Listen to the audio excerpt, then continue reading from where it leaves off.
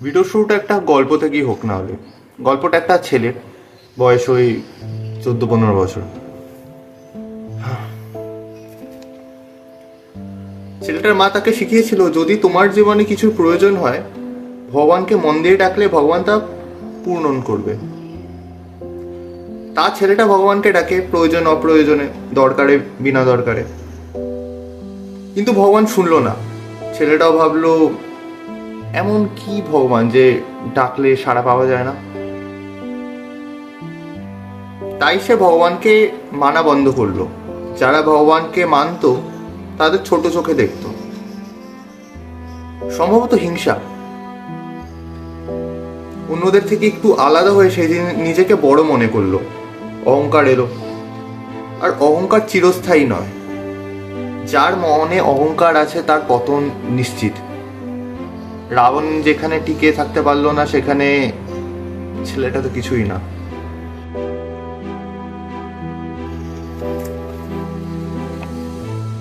সে খুঁজলো ধর্মের মানে, তাৎপর্য, মানুষ কেন তা মানে।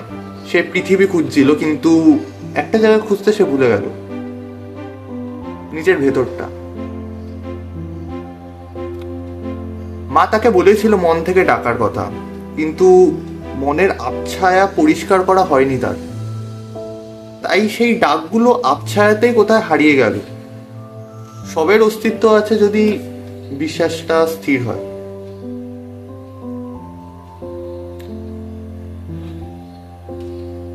ছেলেটা আর কেউ না, ছেলেটা আমি। এটা আমারই গল্প। এখন আমার সম্পূর্ণ উত্তর পাওয়া হয়নি, কিন্তু 14-15 বছর যে ছেলেটা 22 বছর এখন পৌঁছেছে, আই গেস 1% হলেও সেই উত্তরটা পেয়েছে এখন। আজকের ভিডিওটা সেটা নিয়ে।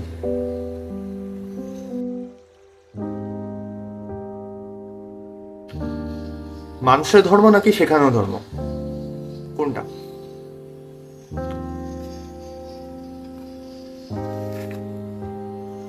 প্রত্যেকটা মানুষেরই জীবন আলাদা হয়, তাদের স্ট্রাগল আলাদা হয়, ইভেন্টস আলাদা হয়। সেখানে প্রত্যেকটা মানুষের জীবনের কোশ্চেন আলাদা হয়, উত্তর আলাদা হয়। ইভেন কখনো কখনো সেম প্রশ্নেরও উত্তর আলাদা হয়। তো মানুষ যখন রক বটমটা হিট করে, তারা উত্তর খুঁজতে বেরোয়, জীবনের মানেটা কি, তার সাথে যেগুলো হচ্ছে সেগুলোর তাৎপর্যটা কি। আর সেই উত্তরের খোঁজেই তারা পৌঁছায় ধর্মের কাছে বা ধর্মের এক্সিস্টেন্সের কাছে। তারা ভগবানকে প্রশ্ন করে, ভগবান হোক, আল্লাহ হোক, জিজাস হোক, যেই হোক না কেন, তাদের প্রশ্ন করে ভগবানকে। আমাদের যা শেখানো হয় সেই হিসেবে ভগবান যে সবার ঊর্ধ্বে, যে সময়েরও ঊর্ধ্বে, যাকে সবকিছু বলা যায় এবং যার কাছে সবকিছুর উত্তর আছে, সেই ভগবান। এবার তুমি ভগবানকে নাও মানতে পারো, সেটা তোমার লাইফ এক্সপিরিয়েন্স হতে পারে, অথবা সমাজ বা সোসাইটিরও ইম্প্যাক্ট থাকতে পারে তার পেছনে। সেটা তোমার ফ্যামিলি হোক, সার্কেলস হোক, বা তুমি যে ইনফ্লুয়েন্সটা পাচ্ছ সেটাই হোক না কেন। তাতে তুমি ভগবানকে মানতে এবং না মানার মধ্যে যে ডিসিশনটা হয়, সেটা অনেকটাই ইম্প্যাক্ট করে যায়। কিন্তু যারা ভগবানকে মানে, যারা ধর্মকে মানে, তারা খোঁজে যে রিলিজিয়ান মানেটা কি, আর এক্সিস্টেন্সটাও বা কেন।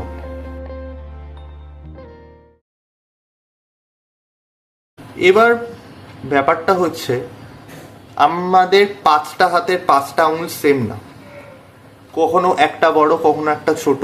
সেটা নিয়ে আমাদের হাত, সেটা নিয়ে আমাদের সমাজ। এবার আমার বা তোমার হয়তো সম্পূর্ণ মত পার্থক্য হতে পারে, হয়তো আমরা কোথাও কোথাও আমাদের মত মিলতে পারে, কোথাও কোথাও মত নাও মিলতে পারে। সেটাই আমাদের সমাজ। আর তুমি আমি এরকম আরো 5টা মানুষ, 10টা মানুষ, 100টা মানুষ, 1000টা মানুষ সাথে নিয়ে আমাদের সমাজটা চলছে। তো কখনো কখনো কখনো কখনো না, হয়তো সবসময় আমাদের চিন্তাধারা সেম হতে পারে না। হয়তো আমরা সেম ডেস্টিনেশনে যেতে চাই, কিন্তু আমাদের পদ্ধতি আলাদা হতেই পারে।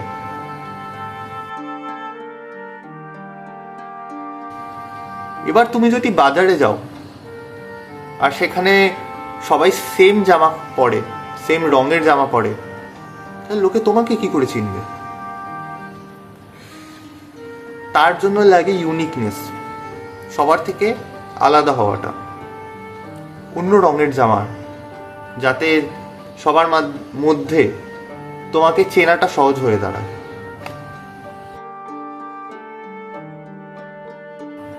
ভিড়ের বাসিন্দা হয়ে লাভ নেই, কিন্তু একটা প্রবলেম আছে। প্রবলেমটা কি? সবার থেকে আলাদা হলে একটা ভয় থাকে দলচ্যুত হওয়া।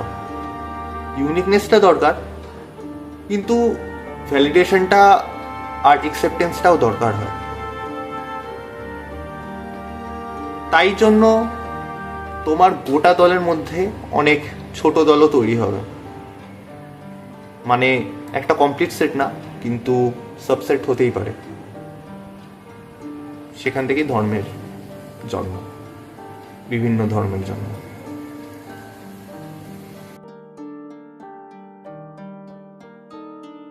একটা রিলিজিয়নের প্রথম এবং প্রধান সমস্যা যেটা আমি দেখি, সেটা হচ্ছে একটা রিলিজিয়ন মানুষের তৈরি, আর মানুষ পারফেক্ট না। ভগবান পারফেক্ট, অ্যাটলিস্ট থিওরিটিক্যালি, কিন্তু মানুষ পারফেক্ট নয়। মানুষের একটা প্রবৃত্তি হচ্ছে নিজেকে সঠিক প্রমাণ করা। হয়তো তুমি আর আমি সেম উত্তর লিখছি, হয়তো তোমার উত্তরের মানে যা, আমার উত্তরের মানে যা, কিন্তু আমাদের উত্তরে পৌঁছানোর পদ্ধতিটা একটু আলাদা, আর এটাও লোকের কাছে প্রবলেমেটিক।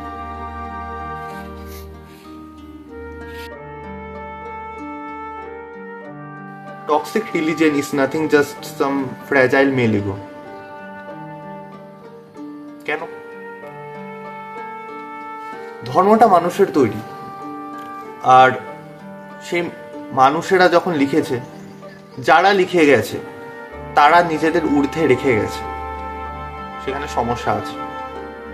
যদি সমস্যা না হতো তাহলে হিন্দুদের সতীদাহ প্রথা আসতো না, মুসলিমদের হিজাব, বা ওখানে তো আরো অনেক কিছু প্রবলেমেটিক আছে।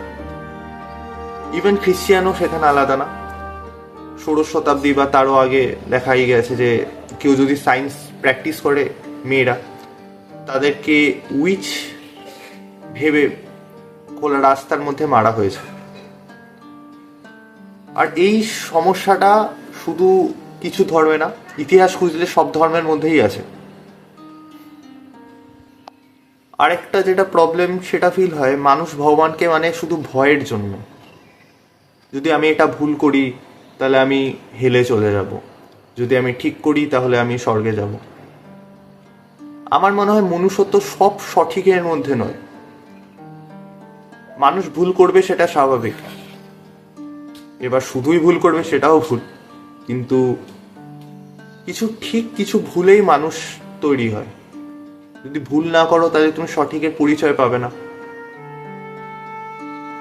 আমার কাছে মনুষ্যত্ব হলো সঠিকে যাওয়ার চেষ্টাটা।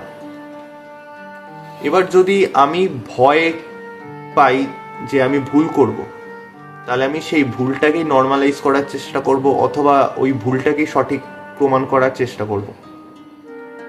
বড় সমস্যা সেটা।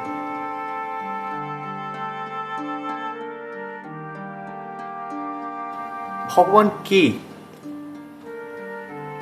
খুবই কঠিন একটা প্রশ্ন, যেটার উত্তর মেবি আমার কাছেও নেই। সত্যি বলতে আমিও জানি না, শুধু এটা জানি যে সে আছে, অবশ্যই সে আছে, নাহলে তাকে ছাড়া এত কিছু সম্ভব হতো না। কখনো মানুষ হয়ে, কখনো বন্ধু হয়ে, কখনো পরিবার হয়ে, কখনো কোনো লেখা হয়ে,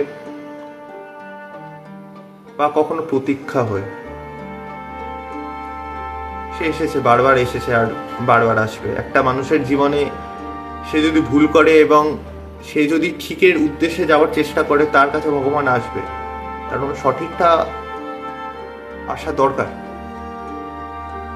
আমি যখন নিজের রাস্তা ভুলে গেছিলাম, তখন ভগবান পাঠিয়েছে যে আমাকে নিজের রাস্তা ফেরাতে পারে বা অ্যাটলিস্ট মনে করিয়ে দিতে পারে।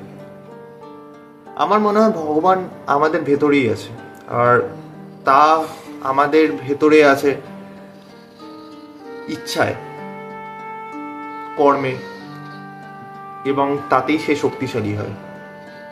যদি কোনো মানুষের কর্ম থেকে বিচ্যুত হয়, তাহলে ভগবানের শক্তিও বিলুপ্ত হয়, আর একটা সময় মানুষ ভগবানের উপরই প্রশ্ন করতে শুরু করে।